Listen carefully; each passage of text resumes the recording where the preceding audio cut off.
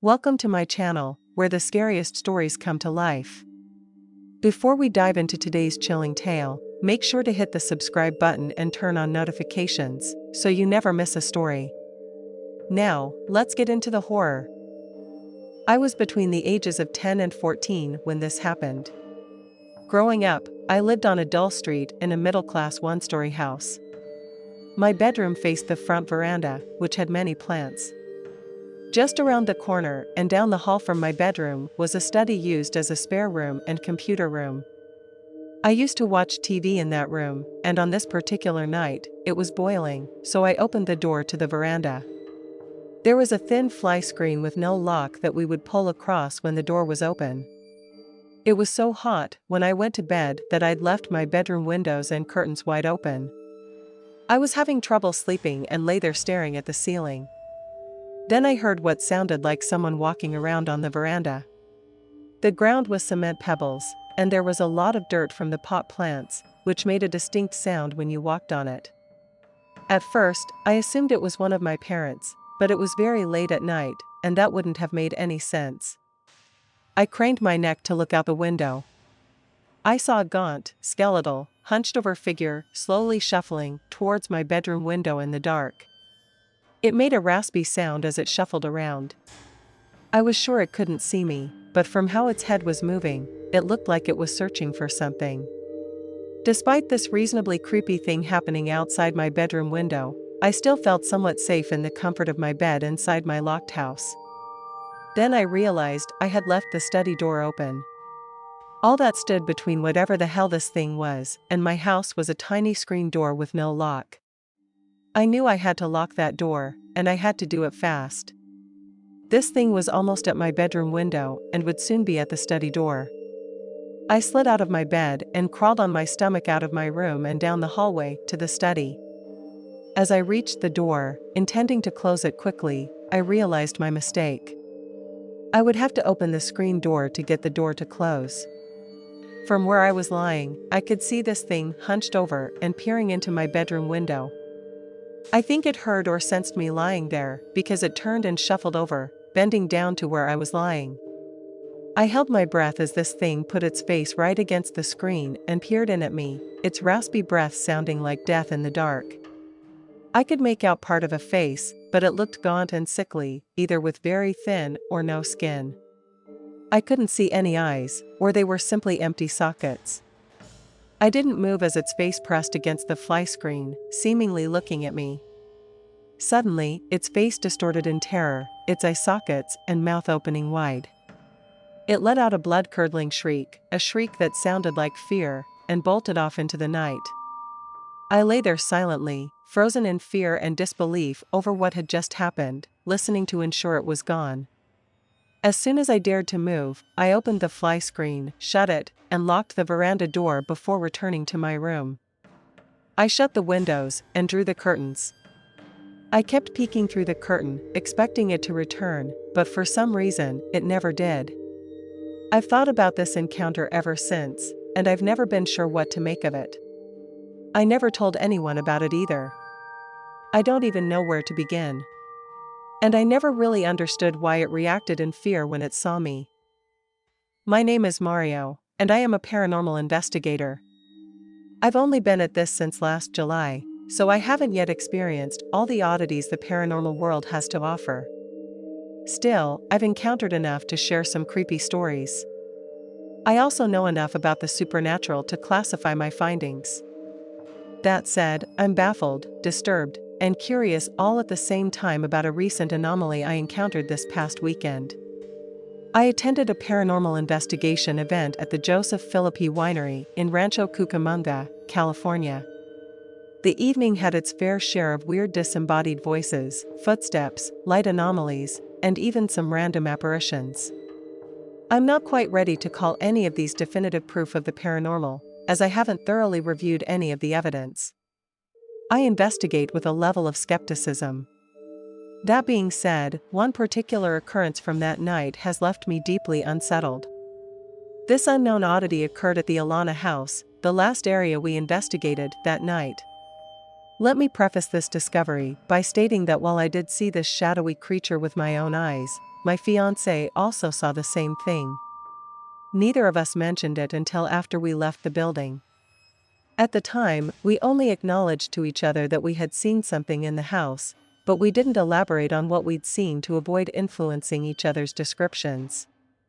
As we exited the area, the other members of our group walked ahead.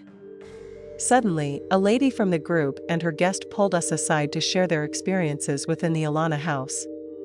She described hearing the sound of footsteps behind her in an otherwise empty room near the end of the investigation. Keep in mind, the building is undergoing reconstruction, and there are no residents inside, just wooden beams and door or window frames. She also mentioned hearing heavy breathing and said she felt as though whatever was in there was pushing down on her soul. Those were her exact words. She seemed visibly disturbed and unnerved by the experience. We both agreed that we'd seen something in the house, but we still refrained from describing it to one another. Eventually, though, I decided to sketch a drawing of the entity I'd seen. The image of it was so vivid in my mind that I felt compelled to share my experience in hopes that someone else might recognize it or have seen something similar. I saw a dark, shadowy figure lurking just behind our group. There were about 15 of us standing in a circle in one room. The creature had elongated, muscular arms and legs, with fingers and toes that were unnaturally long and tipped with sharp nails. Despite its muscular limbs, its torso was emaciated to the point where its ribs, or what I assume were ribs, were clearly visible. I hesitate to call it a ribcage, because I'm not sure if this thing was even human enough to have one. Its head had large, hollow, empty eye sockets and small nostril slits where a nose would have been if it were human. The most disturbing feature was its mouth, or lack thereof. Instead of a conventional mouth, it had an elongated, drooping jaw that looked as though it was melting, with empty spaces in between. It moved within the shadows just a few feet away from the group, swinging its limbs as it walked in a slow, pacing manner. The sight of it deeply disturbed me. As the days passed, I began questioning what I'd seen. As I said, I investigate skeptically, so I worked to debunk the sighting in any plausible way. I could chalk it up to the darkness playing tricks on my mind, but 2 other people saw the same thing I did.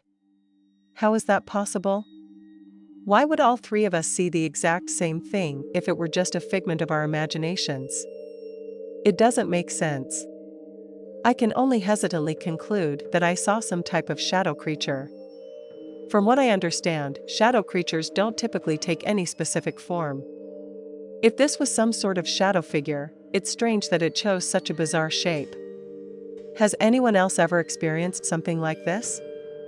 I'm trying to hold on to some semblance of reality, but I'm completely open to theories about what it could be. I'm an 18-year-old female from Michigan, and I've lived in the countryside my entire life. This story happened one hot summer weekend when I, my boyfriend Tony, my older brother Brad, and a few friends decided to go camping. It was such a warm week, and Tony's family owned a cabin way out in Ludington. It was surrounded by dense woods with a private lake, and the closest neighbors were at least 4 miles away. Being teenagers, we didn't think much about the isolation. We were more excited about the chance to party. When we arrived, Tony's friends brought plenty of alcohol and weed to last the weekend. With no cell service and only a few movies for entertainment, we thought we were set. Around midnight, we lit a massive bonfire. There were 6 of us, me, Tony, Brad, and 3 friends. We were laughing and chatting about life when something strange happened. Brad froze. He wasn't laughing, drinking, or engaging with anyone. His eyes were locked on a single spot in the woods. At first, we didn't notice, because we were all a little intoxicated. But eventually, Tony caught on.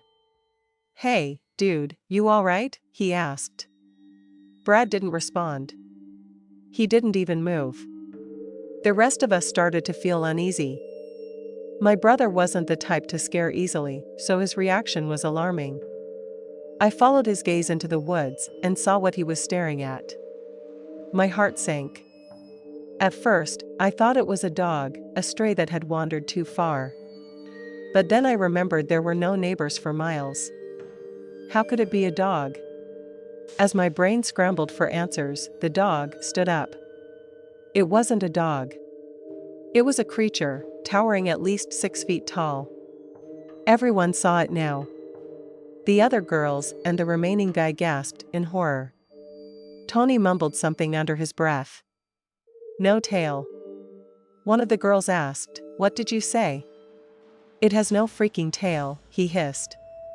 A chill ran down my spine. He was right, there was no tail.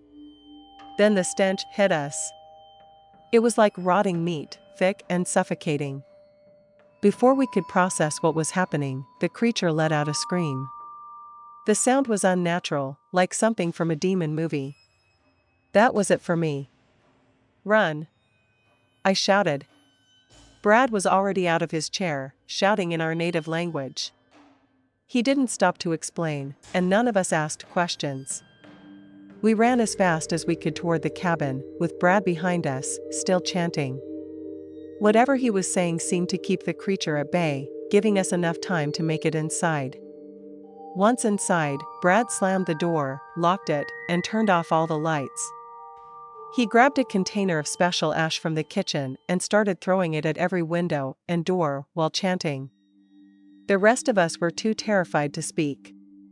When Brad finished, he grabbed our dad's pistol and sat by the door, ready for anything. None of us slept for hours. Eventually, exhaustion took over, and I woke up to the sound of Brad packing our things into the car. "We're leaving," he said firmly. I didn't argue. Being from a native family, we understood the gravity of what we had encountered. We knew this thing might come back, and it might not come alone.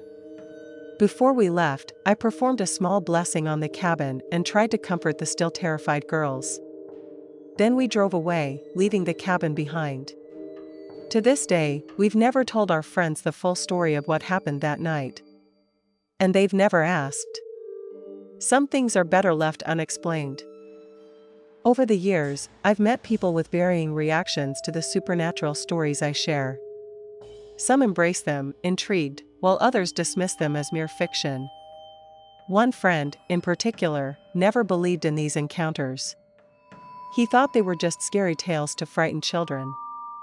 That all changed when he had his own encounter with a skinwalker, a moment so terrifying it made him a believer overnight. He shared the story with me the following day at work. The night before, he had been at home when a female friend called, asking for a ride from work. Being a good friend, he agreed to pick her up and drive her home. It was a 15-mile drive outside of town, and on the way, they grabbed a late dinner. She suggested they stop at one of her favorite spots to eat, so they parked and spent a couple of hours chatting and enjoying their meal. That's when things took a sinister turn. He said he first noticed soft tapping on the back window of his car. At first, he brushed it off, thinking it was nothing. But the taps grew louder, more deliberate, making it impossible to ignore. His friend grew visibly nervous, urging him to leave. Taking her advice, he started the car, but as he shifted into drive, a deafening bang echoed from behind them. It sounded as if they'd been rear-ended at full force. Panicking, he sped off, unsure of what had caused the noise. He suggested pulling over to check for damage, but his friend adamantly refused, begging him to keep driving. Following her pleas, he drove straight to her house. It was a tense, nerve-wracking 20-minute drive. When they finally arrived, they both sat in the car, frozen in silence. Finally, he turned to her and asked, "What the hell just happened?" She hesitated before revealing that a skinwalker had been following her for weeks. He didn't believe her at first, thinking she must be exaggerating or imagining things. Determined to prove his point, he suggested they check the back of the car. When they stepped out and walked to the trunk, his blood ran cold. There was a dent in the trunk, shaped like a human handprint. The sight terrified them both. His friend, nearly in tears, urged him to get home as quickly as possible. Still shaken, he sped all the way back to his house. When he got home, he decided to check the dent again, hoping to rationalize what had happened. But as he inspected the damage, his fears deepened. Out of the corner of his eye, he noticed movement at the end of the street. Standing there, hunched over like a dog, was a black figure. Paralyzed with fear, he hurried inside and stayed up all night, afraid that the skinwalker, or whatever it was, would come for him next. The next morning, I arrived at work just as he was pulling into the parking lot. He looked awful, his eyes were heavy, and it was clear he hadn't slept. He wasted no time telling me about his encounter. To prove he wasn't imagining things, he took me outside to show me the dent. The day before, I had been hanging out by his car, and I knew for a fact that dent hadn't been there. The experience haunted him. Over the next few months, he was plagued by relentless nightmares. He tried to move on, but the fear never truly left him. Eventually, he quit his job and moved back to his hometown. I haven't heard from him since. I hope, wherever he is, he found peace, and that the nightmares stopped haunting him. My friend, C, is Mohawk raised and Seneca native. He has received training in shamanism and possesses a full kit, including a mask and full regalia. One evening, my girlfriend at the time, H, C, and I were at a local conservation area. C sensed a presence there and expressed interest in returning at night to hold a ceremony. We agreed and returned 2 weeks later. The conservation area had wooden stairs embedded in the ground, leading to the top of a lookout point, which was under construction at the time. We arrived at midnight, climbed the stairway, and crested the hilltop. C, dressed in his regalia, lit sage, and began chanting in Mohawk. The atmosphere changed immediately. As I scanned the tree line, I noticed something odd. On my second pass, one of the taller silhouettes was missing. Something, or someone, about 10 feet tall had been standing between me and the trees. Before I could process this, C abruptly stopped chanting. "Something is here," he said. "I think it's the shaman's spirit." He resumed chanting, but the tension was palpable. I was looking downhill when a sudden screech broke the silence. It was an eerie sound, like a garage door in desperate need of oiling, slamming shut. Then we heard it again. H turned to me, her eyes wide and fearful. "It's getting closer." The screeching sound continued, moving steadily toward us. It seemed to be coming from the trees, to our right, high above. As we listened intently, we realized the next cry should have been directly overhead, but there was nothing above us. The sound stopped as abruptly as it had begun. C wrapped up his ceremony quickly, gathered his things, and said, "Whatever this is, it's powerful, and not benevolent." We started back down the hill. As I reached the stairs, my flashlight illuminated something unexpected, a crow wing lying on the steps. It wasn't a feather or the remains of a meal. It was a perfectly intact wing. I nudged it with my shoe to confirm it was real. C came up behind me. "Please tell me you didn't touch it."